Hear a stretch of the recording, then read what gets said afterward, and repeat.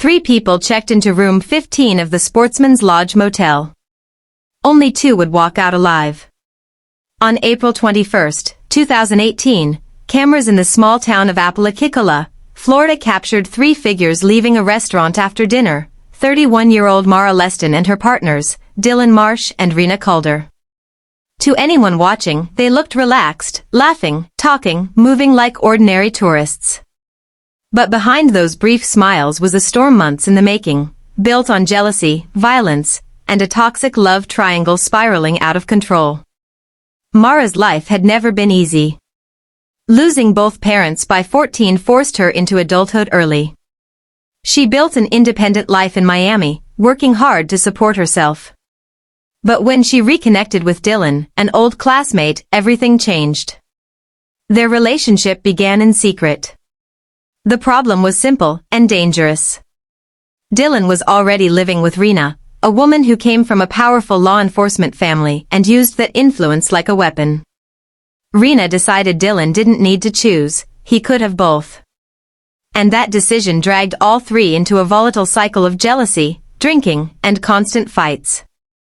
Friends later said both women suffered injuries, but Mara seemed to take the worst of it. Her closest friend, Sarah, warned her again and again, "One day, someone won't walk away." By early 2018, the tension erupted. After a violent incident, Mara and Dylan left Miami, hoping to start over. Rina, furious, sent more than 150 messages in 2 days, but Dylan eventually invited her to join them. When she arrived, the chaos returned immediately. In New Orleans, Mara called her sister Lena in a whisper, "I think they're going to kill me." But fear held her in place. Quietly, she planned an escape. Once they reached Florida, Mara would slip away, board a Greyhound bus, and disappear. She never made it. On April 21, all 3 checked into room 15. They drank heavily.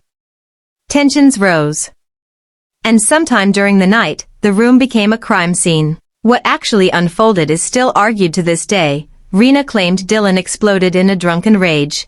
Dylan claimed he woke to find Rina standing over Mara's body. But forensic analysis told its own horrific story, a brutal, prolonged beating.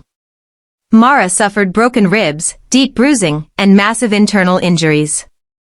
She was beaten with fists, a shower rod, and a wooden walking stick that snapped during the assault.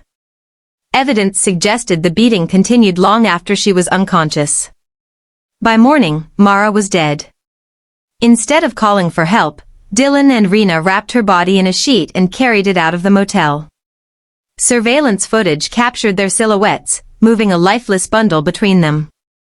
6 miles away, they dumped Mara in a wooded cul-de-sac. Then they returned to room 15, scrubbing the bathroom with vinegar. Hours later, luminol revealed the truth, blue streaks glowing across the floor, walls, and bathtub. The following morning, a couple fishing nearby found Mara's body. With no identification, she was labeled Jane Doe. Meanwhile, a housekeeper discovered blood-soaked towels and suspicious stains inside room 15. DNA quickly linked the scenes. The victim was identified, 31-year-old Mara Leston. Back in South Florida, Dylan and Rina appeared at the home of a mutual acquaintance, Ray Monroe. When Ray asked where Mara was, Rina shrugged, she ran away. But when Ray pressed for the truth, Dylan broke down and said the words that would unravel everything, "She's dead." Fearing Rina's temper and her family's influence, Ray contacted her father, Captain Arlo, who drove him straight to the sheriff's office. By the time deputies reached Ray's home, Dylan and Rina were preparing to disappear again. They were arrested on the spot. Forensic evidence was crushing: Dylan's palm print on the shower rod, Mara's blood throughout the bathroom, broken sticks matching her injuries, and the sheets used to move her body. Both suspects blamed each other. And for 6 years, the case dragged on. In 2023, Rina accepted a plea deal. She pleaded guilty to second-degree murder, receiving 25 years in prison in exchange for testifying against Dylan. Dylan's trial began in 2024. Rina claimed she watched him beat Mara.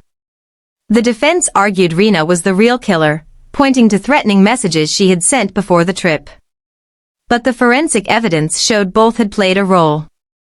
After hours of deliberation, the jury reached a verdict, guilty of second-degree murder. On April 10, 2024, Dylan Marsh was sentenced to life in prison without parole. In the end, 3 people walked into room 15, carrying secrets, fear, and a violent bond none of them could escape. Only 2 walked out. And 6 years later, both finally faced justice for what they did to the woman who trusted them. You've been watching Echoes of Betrayal, where every secret leaves a scar. Don't forget to like, subscribe, and turn on the bell so you never miss the next story that still echoes in the dark.